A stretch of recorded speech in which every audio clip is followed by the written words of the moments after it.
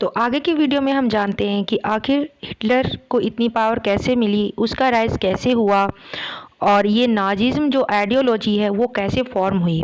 उससे पहले सबसे पहले हम जानते हैं कि आखिर ये एलिस पावर था क्या और एक्सिस पावर क्या थी। तो जब वर्ल्ड वॉर छिड़ चुका था तो हमारे जो देश थे वर्ल्ड के वो दो भागों में बट गए थे, दो ग्रुप में थे। एलिस पावर वैसे ग्रुप देश के ग्रुप को कहा जाता था जिसमें आते थे UK, France, USSR and USA, और एक्सिस पावर के अंदर आते थे जर्मनी, इटली एंड जापान। तो चलिए आगे जानते हैं कि हिटलर का जीवन के बारे में कि वो कैसे आगे बढ़ा और कैसे नाजिज्म जैसी आइडियोलॉजी उभर के आई। तो चलिए हम आगे बढ़ते हैं।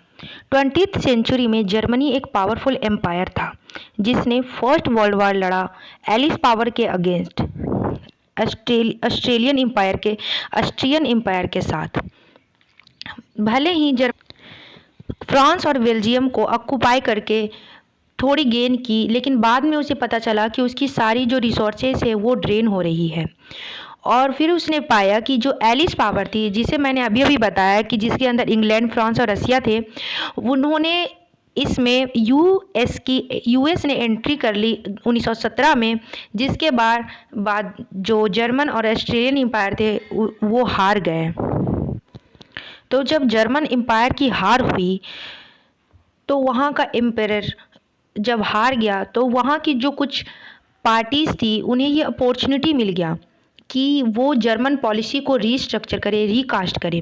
तो उन्होंने एक असेंबली बनाई और वो वेमिनार में मिले, और जहाँ उन्होंने डेमोक्रेटिक कॉन्स्टिट्यूशन इस्टेब्लिश किया फेडरल स्ट्रक्चर में, जहाँ पर उन्होंने डिप्टीज़ को इलेक्ट भी किया और उन्होंने पार्लियामेंट बनाया जिसमें उन्होंने एडल्ट को मौका दिया, वुमेन को भी मौका दिया वोट करने का। यूनिवर्सल वोटिंग के अकॉर्डिंग उन्होंने इलेक्शन करवाया।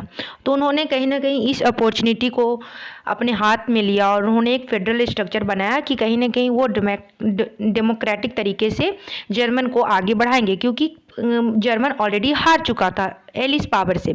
तो चलिए हम आगे में हम लोग जानते हैं जर्मन की कहानी। इसी जर्मन की कहानी को पढ़ते पढ़ते हमें पता चलेगा कि किस तरह हिटलर का राइज होता है और किस तरह वेमिनार रिपब्लिक किस तरह से ख़त्म होता है और कैसे आगे बढ़ती है बात।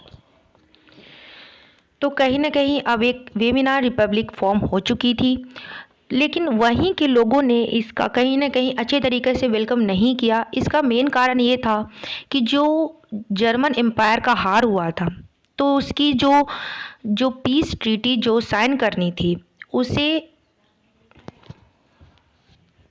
जर्मन के लोगों के द्वारा कहीं ना कहीं इसे अच्छी तरह से वेलकम करने का कारण नहीं था, क्योंकि जो एलिस के द्वारा जो वर्सैलिस में जो ट्रीटी साइन की गई थी वो कहीं ना कहीं बहुत हार्श थी और ह्यूमिलेटिंग थी। तो जर्मन पीपल थे, इसका कहीं ना कहीं पूरा दोष ये जो नई जो वॉर्न जो ये वेमिनार रिपब्लिक थी उस पर डाल दिया गया। तो आगे हम जब जानेंगे कि इस ट्रीटी में क्या। तो इसमें एलिस पावर ने क्या किया, जर्मनी ने अपनी जितनी भी ओवरसीज़ कॉलोनी थी उसने खो दिया इस पीस ट्रीटी में। उसकी 10th ऑफ इट्स पॉपुलेशन उसने खोया, उसकी 30% उसकी टेरिटरी को खोया, 75% of its iron and 26% of its coal को भी वो फ्रांस को देना पड़ा, पोलैंड को देना पड़ा, डेनमार्क को देना पड़ा, लिथुनिया को देना पड़ा। ये कहीं ना कहीं एलिस पावर से रिलेटेड थे। ये सारे जो लॉस जो जर्मनी को सहना पड़ा वो कहीं ना कहीं कारण था ये जो first world war German empire ने लड़ा था। यहाँ तक कि एलिस पावर ने जर्मनी को डीमिलिटराइज्ड भी कर दिया और उनका पावर पूरी तरह ख़त्म कर दिया। ये सारे हार्श ट्रीटी के कारण जो पीस ट्रीटी जो साइन की गई थी उसका कारण ये था कि कहीं ना कहीं जो एलिस पावर थे वो जर्मनी को ही रिस्पॉन्सिबल मान रहे थे कि जो वॉर के कारण जो डैमेज हुआ है, एलिस कंट्री जो सफ़र किया है उसका कहीं ना कहीं जर्मनी ही कारण है। और जर्मनी को उन्होंने फोर्स किया कि वो कंपनसेशन में 6 बिलियन पे करे, 6 बिलियन। जो भी उनका वो करेंसी हो उसमें उन्हें पे। इन सभी हार्श ट्रीटी के कारण जितने भी बहुत सारे जर्मन्स थे उन्होंने इसका मेन कारण वेमिनार रिपब्लिक जो नई नई फॉर्म हुई थी उन्होंने रिस्पॉन्सिबल माना कि उन्हीं के कारण ये कहीं ना कहीं जर्मन हारे हैं, और कहीं ना कहीं ये जो हार्श और ह्यूमिलेटिंग ट्रीटी जो उन्हें साइन करनी पड़ी इसके पूरे के पूरे कारण और जिम्मेदार उन्होंने वेमिनार रिपब्लिक को ठहराया।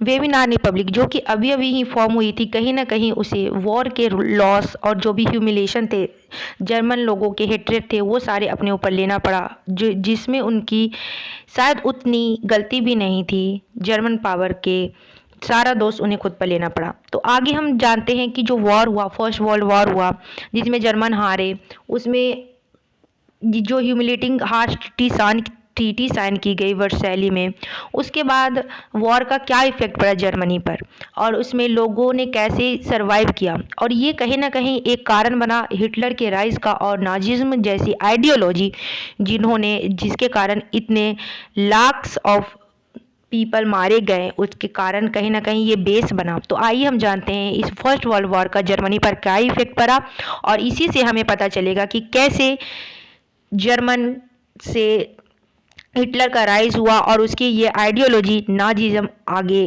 उभरी, जिसके बारे में आज हमें पढ़ना पड़ रहा है। चलिए आगे बढ़ते हैं।